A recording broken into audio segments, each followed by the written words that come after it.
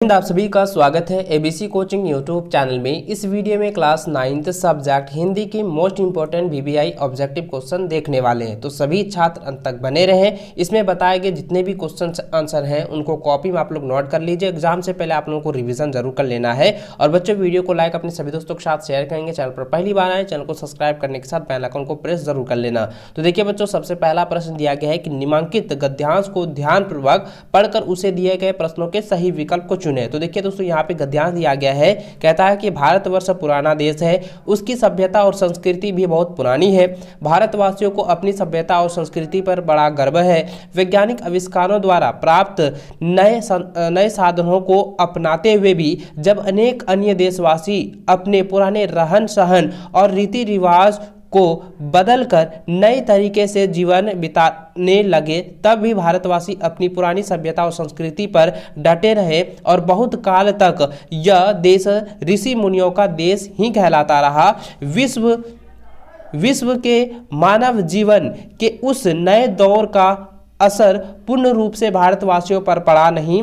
हवाई जहाज की सैर की सुविधाओं के मिलने के बाद भी पैदल की जाने वाली तीर्थ यात्राएं होती ही रही। 5 नक्षत्र वाले होटलों वाले शराब बाथ की सुविधाओं के होते हुए भी गंगा स्नान और संध्या वंदन का दौर चलता ही रहा।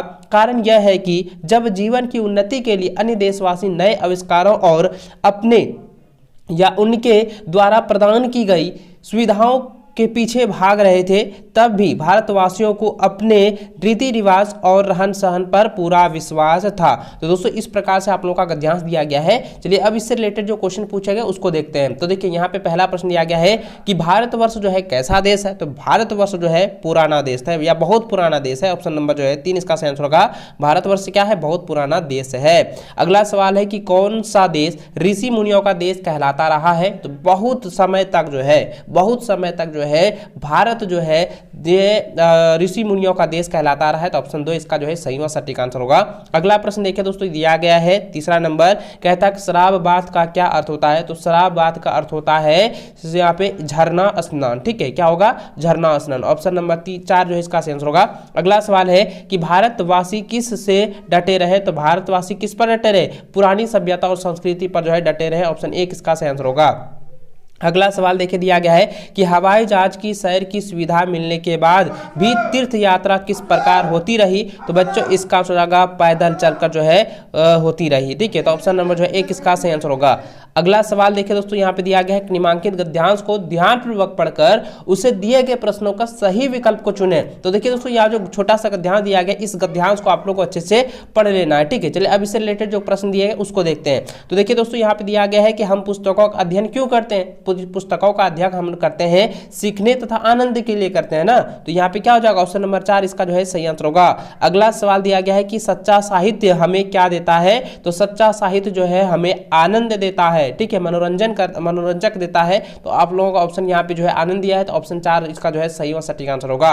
अगला प्रश्न दिया गया है कि एक निरक्षर व्यक्ति दुनिया का अध्ययन कैसे करता है। तो दोस्तों, दुनिया का अध्ययन जो है वो देश भ्रम एवं अवलोकन करके जो है करता है। तो ऑप्शन नंबर 3 इसका सही आंसर होगा।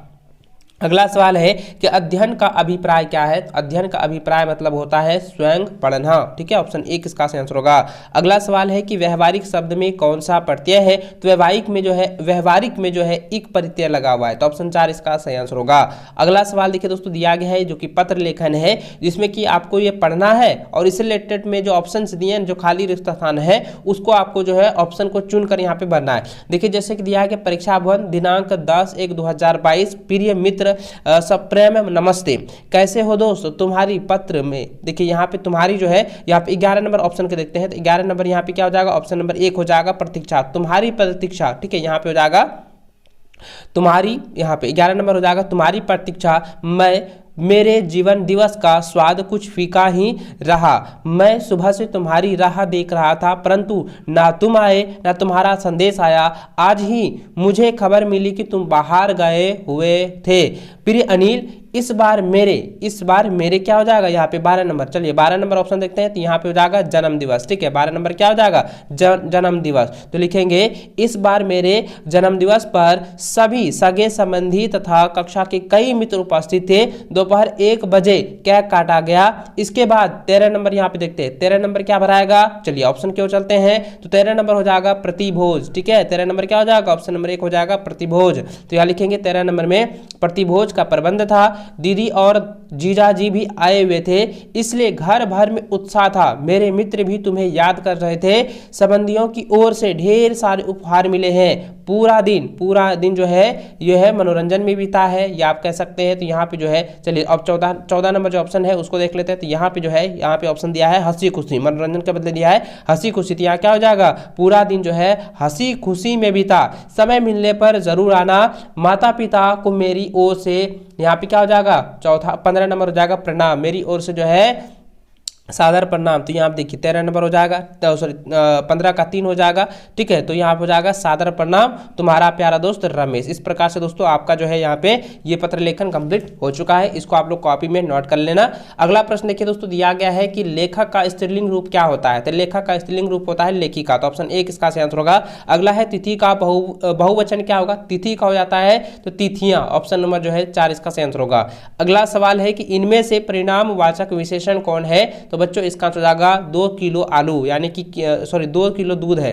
दूध का जो है परिणाम क्या बता रहा है, ये जो है दूध जो है 2 किलो है, ये इसका परिणाम बता रहा है। परिणामवाचक बोध, परिणाम का जो है बोध कर रहा है। तो यहाँ पे हो जाएगा ऑप्शन नंबर 3 जो है इसका आंसर होगा परिणामवाचक विशेषण का। ठीक है, चलिए अगला सवाल दिया गया है, उसने खाना खाया और सो गया, यह किस प्रकार का वाक्य है। तो यह बच्चों किस प्रकार का वाक्य है, यह संयुक्त वाक्य है। ठीक है, ऑप्शन नंबर 4 इसका आंसर होगा।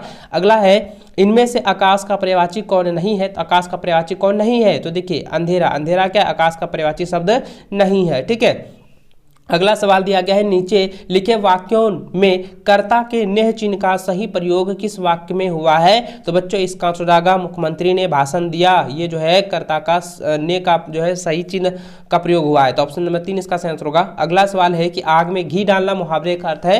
तो आग में घी डालने का मुहावरे का अर्थ होता है क्रोध को बढ़ावा देना। ऑप्शन नंबर जो है 1 इसका आंसर होगा। अगला सवाल है कि अदान, अदान का सही विलोम शब्द है। अदान का होता है प्रदान। ठीक है, याद रखेंगे अदान का होगा प्रदान। ऑप्शन नंबर 2 इसका आंसर होगा। अगला है आदि, आदि का सही अर्थभेद शब्द कौन सा होगा। तो देखिए दोस्तों आदि का मतलब होता है प्रारंभ और आदि का मतलब होता है अभस्त। ठीक है, तो इसका आंसर क्या हो जाएगा, ऑप्शन नंबर 1 हो जाएगा प्रारंभ अभस्त। ठीक है, अगला सवाल है नीचे दिए गए वाक्यों में सरल वाक्य का सही उदाहरण कौन सा होगा। तो दोस्तों यहाँ पे हो जाएगा ऑप्शन नंबर 2 सही आंसर होगा। घर जाते ही वह काम में लग गया, ये जो है सरल वाक्य होगा। ठीक है, चलिए आगे बढ़ते हैं। अगला सवाल जो है 26 नंबर दिया गया कि मालिक का स्त्रीलिंग रूप क्या होगा। तो मालिक का स्त्रीलिंग रूप होता है मालकिन। ठीक है, तो ऑप्शन नंबर जो है 1 इसका सही आंसर होगा। अगला है यह संतरा मीठा है का बहुवचन होगा। तो यह संतरा मीठा, तो ये हो जाएगा ये संतरे मीठे हैं। तो यहाँ पे क्या हो जाएगा, ये संतरे मीठे हैं जो है इसका बहुवचन हो जाएगा। ठीक है, चलिए अगला सवाल देखते हैं कि इनमें से संख्यावाचक विशेषण कौन है। तो संख्यावाचक विशेषण जो होगा यहाँ पे दोस्तों हो जाएगा 4 घोड़ा, क्योंकि घोड़ों की संख्या यहाँ पे 4 बताई जा रही है। तो यही जो आपका संख्यावाचक हो जाएगा। ठीक है, ऑप्शन नंबर 2 इसका आंसर होगा। अगला सवाल दिया गया है कि परिश्रमी लड़के परीक्षा में सफल होते हैं, ये किस प्रकार का वाक्य है। तो यह दोस्तों सरल वाक्य है। ठीक है, ऑप्शन नंबर जो है 1 इसका आंसर होगा। अगला सवाल है कि कृष्ण का सही पर्यायवाची शब्द चुने। तो कृष्ण का पर्यायवाची शब्द क्या होगा। तो देखिए मैंने कई बार आपको बताया था कृष्ण को हम लोग केशव के नाम से भी जाने जाते हैं, इसलिए दोस्तों ऑप्शन नंबर 3 इसका आंसर होगा। अगला सवाल देखिए दिया गया है कि इनमें से किस वाक्य में कर्ता के निह चिन्ह का सही प्रयोग हुआ है। तो जैसे कि मैंने अभी जस्ट बताया कि भूतकाल का होता है, तो इसमें आपको यहाँ पे समझना है। और इसका जो सही आंसर होगा ये होगा माँ ने भोजन बनाया था। तो ऑप्शन नंबर जो है 3 इसका सही आंसर होगा। अगला सवाल 32 नंबर दिया गया है कि अपनी अलग पकाना, अपनी अलग पकाना मतलब अपनी खिचड़ी अलग पकाना, मुहावरे के सही रिक्त स्थान को यहाँ पे भरना है। तो यहाँ पे हो जाएगा खिचड़ी। ठीक है, चलिए 2 नंबर इसका सही आंसर हो गया। अगला सवाल है कि साकार, ठीक है, साकार का सही विलोम होगा। तो सही का विलोम क्या होगा, साकार का होगा निराकार। ठीक है, याद रखें इसका क्या होगा, निराकार हो जाएगा। ऑप्शन 2 जो है इसका सही आंसर होगा।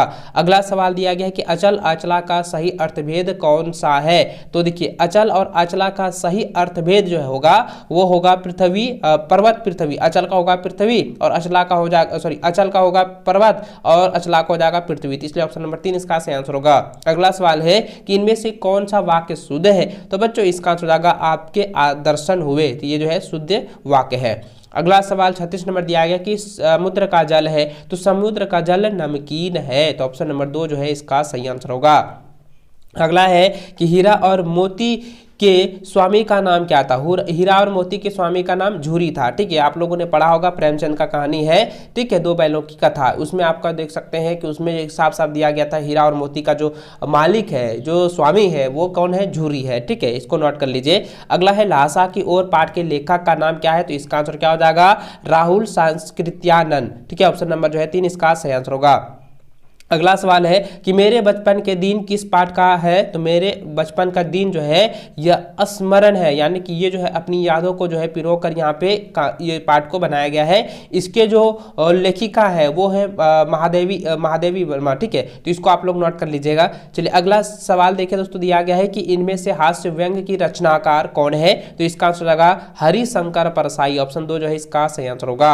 चलिए अगला सवाल दिया गया है कि विलासिता की सामग्रियों से बाजार भरा पड़ा है, यह पंक्ति किस पाठ की है, तो दोस्तों यह पंक्ति जो है यह उपभोक्तावाद की संस्कृति से ली गई है। ऑप्शन 4 इसका सही आंसर होगा। अगला सवाल है कि मनुष्य किसको ढूंढता फिरता है, तो मनुष्य जो है वो ईश्वर को जो है हर एक जगहों पर ढूंढता फिरता है। लेकिन दोस्तों कवि ने साफ साफ कहा है कि मनुष्य जो है इधर उधर ना ढूंढने की वजह जो है, क्योंकि ईश्वर जो है सब सांसों के सांस में है, यानी कि हर एक के अंदर जो है ईश्वर बसा हुआ है। तो ईश्वर जो है सच्चे मन से ढूंढा जाए तो ईश्वर की प्राप्ति हो सकती है। लेकिन मनुष्य जो है मंदिर, मस्जिद, गिरजाघर में सभी जगह जो है ढूंढ रहा है, जो कि कवि जो है इसकी निंदा भी करती है। ठीक है, चलिए अगला सवाल देखते हैं दोस्तों। यहाँ पे दिया गया है कालिंदी कुल कदम्ब की डरना में कौन सा अलंकार है, तो दोस्तों इसका आंसर होगा अनुप्रास अलंकार। ऑप्शन 1 इसका सही आंसर होगा। अगला सवाल है कि ग्रामश्री कविता में कवि ने किसे हारता जनमन कहा है, तो इसका आंसर हो जाएगा गांव को जनमन कहा है। ऑप्शन 1 इसका सही आंसर होगा। अगला है यमराज कौन है, तो यमराज जो है मृत्यु का देवता है। ऑप्शन 3 इसका सही आंसर होगा। अगला सवाल 46 नंबर दिया गया है कि तो फिर बचा ही क्या है, तो फिर बचा ही क्या है इस दुनिया में, इस वर्णन किस कविता में किया गया है, यानी कि यह जो पंक्ति है ना, तो फिर बचा ही क्या है इस दुनिया में, यह जो पंक्ति है ये किस कविता में यहाँ पे किया गया है, तो बच्चों इसका आंसर हो जाएगा बच्चे काम पर जा रहे हैं। ठीक है, ऑप्शन नंबर 2 इसका सही आंसर होगा। अगला सवाल है कि माटी वाली पाठ के लेखक का नाम क्या है, तो माटी वाली पाठ का लेखक का नाम है विद्यासागर। ऑप्शन जो है 4 इसका सही आंसर होगा। अगला सवाल देखिए दिया गया है कि सच अकेलेपन का मजा ही कुछ और है, इस कथन का पाठ में क्या कहां से लिया गया है या किससे लिया गया है, तो दोस्तों इसका आंसर होगा मेरे संघ की औरतों से लिया गया है। ऑप्शन नंबर 2 इसका सही आंसर होगा। अगला सवाल है कि गोपाल प्रसाद विवाह को क्या मानते हैं, तो गोपाल प्रसाद जो है विवाह को जो है बिजनेस मानते हैं। क्या मानते हैं, बिजनेस मानते हैं। ऑप्शन 3 इसका सही आंसर होगा। अगला सवाल और लास्टवां सवाल दिया गया है कि माटी वाली पाठ में माटी वाली का व्यक्तित्व कैसा नहीं था, तो दोस्तों यह जो है डरपोक नहीं था। ऑप्शन 4 इसका सही आंसर होगा। तो बच्चों इस वीडियो में मैंने जितने भी ऑब्जेक्टिव क्वेश्चन बताए हैं इसको आपको एग्जाम से पहले रिवीजन कर लेना है। ठीक है, और वीडियो को लाइक अपने सभी दोस्तों के साथ शेयर करेंगे ताकि आपके दोस्त भी अच्छे से जो है मेहनत करके अच्छे से जो है उसकी तैयारी हो पाए। चलिए बच्चों इस वीडियो में बस इतना ही, मिलते हैं नेक्स्ट वीडियो में, तब तक जय हिंद, वंदे।